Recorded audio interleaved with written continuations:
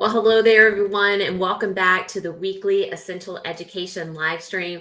My name's Jen, the Student Success Coach here at Essential Ed, and today we are coming to you with a topic that not a lot of people like to talk about, and that is note taking.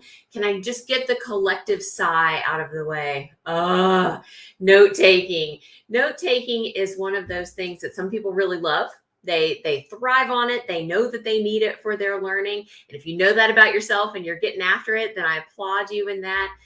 Other people say, note taking, I just don't want to do it. Maybe you've had some bad experiences with note taking in the past. Maybe you never really learned how to take notes. Well, today we're going to talk about how note taking could be that little puzzle piece that you are missing in your test preparation for the GED or HiSET that will put you over that edge to success. We're going to convince you, hopefully, about answering this question: why take notes? Why is it important to take notes? Well, if we look at it from the bare bone basics, taking notes moves that information that you read or you hear about into thinking. Okay, let me say that again. You take in information through reading, or you take in information through hearing, through a teacher giving instruction, or maybe a video or an interactive resource, and you have to find a way to then take that information, process it, and put it into your thinking. And note taking is one important way to be able to do that. And anytime you can do something that promotes more thinking, you are promoting more learning. Greater thinking equals greater learning. And the truth is, we just in our human brains can't process all of this information at one time.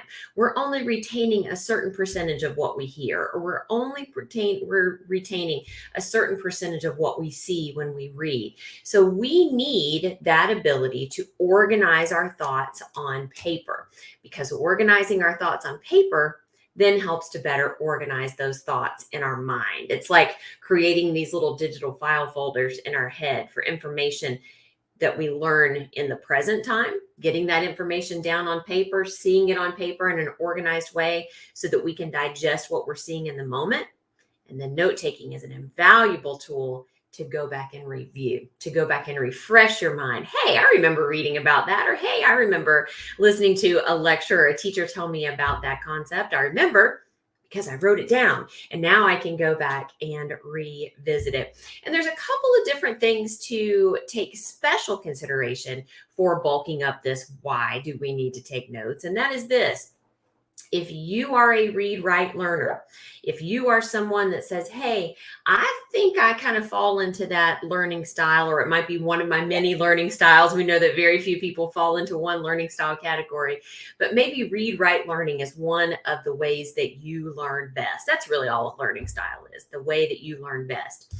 If you are what teachers or educators would call a read write learner, then that means you need to take notes. That means that learning is solidified for you when you read it and when you hear it, but when it is written down on the page, or when it is typed down on the screen, or when you've texted into your digital notes on your phone, because there's lots of different ways to take notes thanks to this invention of technology and all of the resources and innovations that we see there. I still want to get my hands on one of those new digital pads where you can write in your own handwriting and flip a little button and it turns it all into text that then you can share in a digital written format. I love that. I want to be able to do that.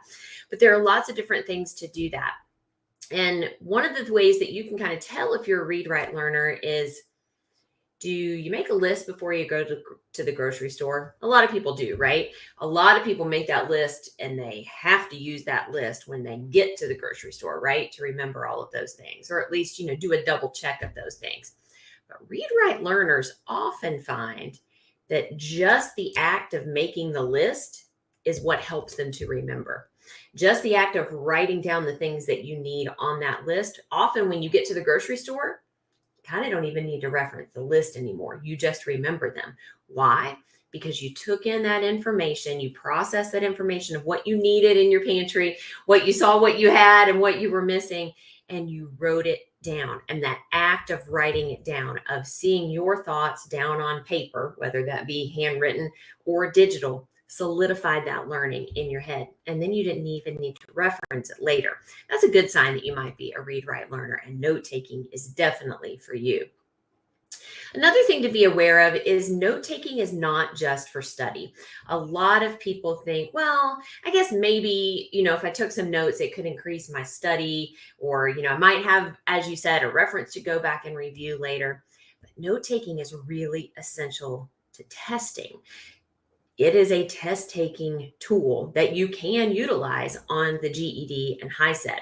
Now, what that tool looks like will look different from test to test or format to format. Of course, if you're taking the HiSET in one of the handwritten centers, so to speak, and you're doing it in a pencil to paper version there at the test center, then you will probably have the opportunity to have handwritten scratch paper there. Your proctor will provide that. If you're taking the tools available to you to test at home online in a digital format, you can still take notes. That medium will just look a little bit different for you. You'll have a digital scratch pad that you'll work with. So taking notes in testing, A, is possible, and B, it is incredibly, incredibly helpful, especially in the essay writing portion of your exam. Sure, you're going to want to use that scratch paper and work out math problems so that you can work all those things out on paper. But I would say note taking is not just helpful, but essential in the written essay section, that argumentative essay section of the GED and HiSET, because you need to get the thoughts, the things that you're thinking about, how you're going to cultivate your main idea or your main point, depending on whether you're taking the GED or the HiSET, your opinion, or the author that you are supporting. You're going to want to get those ideas for what you want that essay to look like down on paper first. You're going to want to sketch that out so you have an idea of what that looks like. In other words, you want to give yourself a map to follow. So with all of these wonderful reasons why note-taking is important, why it's helpful in study, while it is an essential test-taking tool, let's just be really honest and look at some of the barriers. What are some of those obstacles to note-taking? You say, okay, well, Jen, all of that sounds great, but what are the things that follow up those but statements? What are the obstacles to note-taking? Well, one thing I hear from students a lot is, I don't really want to take notes because it splits my attention. I have trouble doing two things at once. And I hear you. I'm definitely edging over into that category of thinking that multitasking is a myth. I think that, at least for my personality, I'm much better to focus on one thing at a time. But you can do more than you think, and note-taking doesn't have to be this big, robust thing that you're putting your full attention into while you're trying to stay engaged in a reading or in a lecture at the time. In other words, you can set it up now and fill it in later. And here's what I mean by that. If you are reading a passage and you see some key terms, just jot down those key terms and then go back later and define them. Go back later and then fill in the gaps. If you're listening to a lecture and the teacher is giving you the steps to a process, maybe it's the steps of the water cycle, and they're talking about precipitation and condensation and the way that water moves around the earth from the ocean up to the clouds. You're following that water cycle and you want to be there. You want to be engaged in that discussion. Write down some key terms in the order that they come and then go back and fill in the gaps later. Set it up now and fill it in later.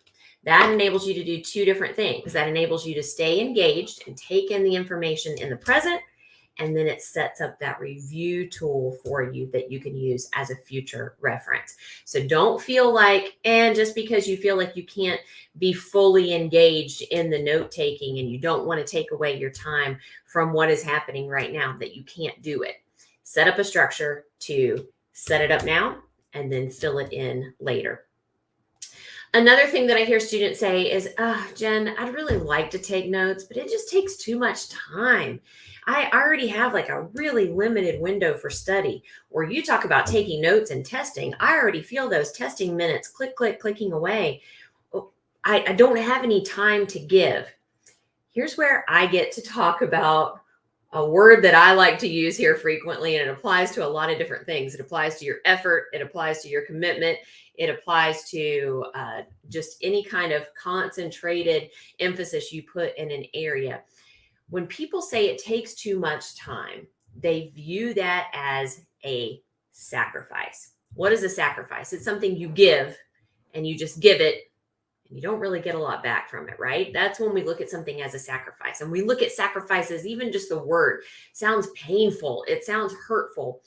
I want you to start to flip your script about how you're using your time in study and testing from the word sacrifice to the word investment. And note taking is an investment. Doesn't that just sound better already? When you invest something, you invest your time, you invest your effort, you invest your resources. Maybe you invest your monetary resources in a preparation program. That investment is an investment in you. And it's an investment in what you can bring to the table in being a learner, in learning more and growing more and learning how to pass the test and getting that credential. All of those things are an investment that will pay off. Sometimes if we use up just a little bit more of that valuable time than we really want to, we can get big results back from that. You hear me talk about it all the time when I talk about taking a few seconds to read the questions on a test before you read the passage. Well, that takes more time. Okay. But when you read those passages, you are already having your brain on high alert for the questions that are going to follow, right? That's an investment of time. You'll hear me talk about the importance of reading directions or paying attention to passage introductions or titles in a written passage in the GED or HiSET. Yeah, it takes a little bit more time, but it's worth it. It pays off. Note taking is the same thing.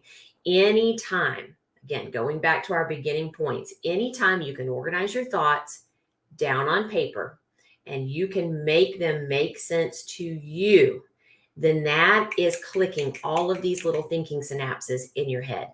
And more thinking is more learning. So even just a small little investment in some note taking, both in the present and as a review tool, can have a really big payoff. And in a testing environment, taking those extra few minutes to map out your essay before you write it will help to keep you on track, will help you from wasting time by saying, what was I going to say again? Wait, what was that point? What was that point I wanted to make? What was that detail or that evidence I wanted to support? That time investment is something that will pay off in wonderful ways when you make it.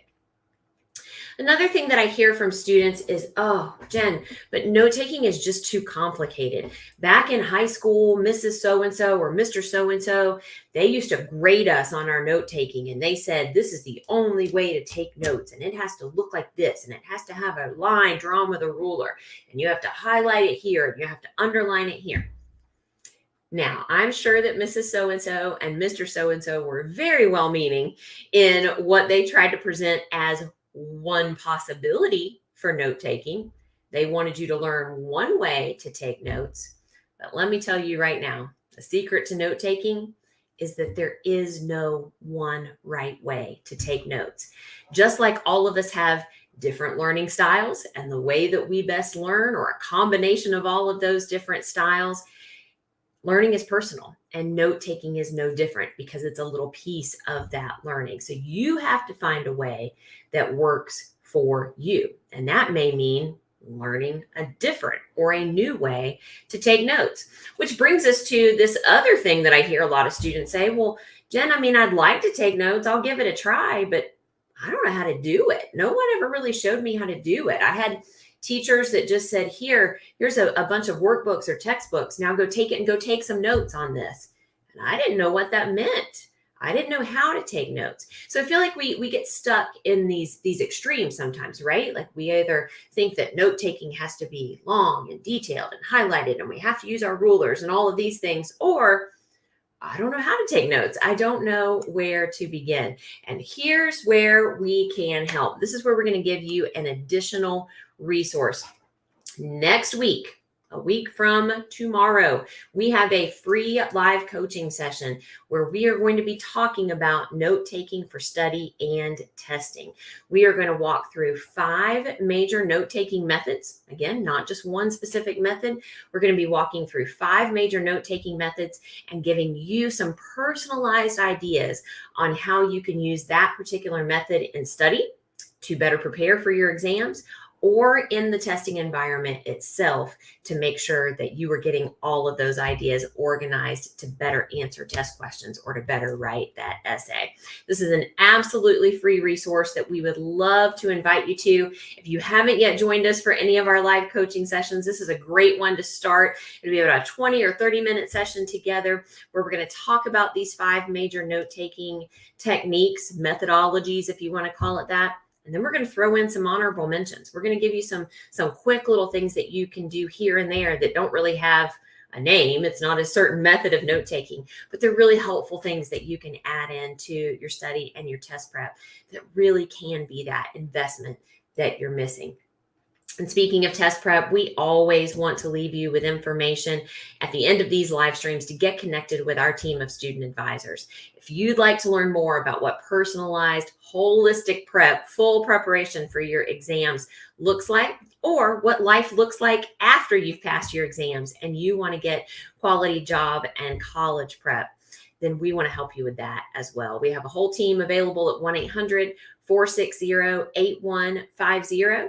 And you can also check us out online at essentialed.com/students. So to sum it up, why take notes? Because it's worth it, because it matters, because it could be that piece that you're missing to keep you going, to keep you motivated in your success, both in study and in testing. Join us for the live stream next week. We're sharing practical resources and practical tips, not just the why. We're going to move on to the how, and we hope you can join us. And we hope to see you again on our next weekly live stream.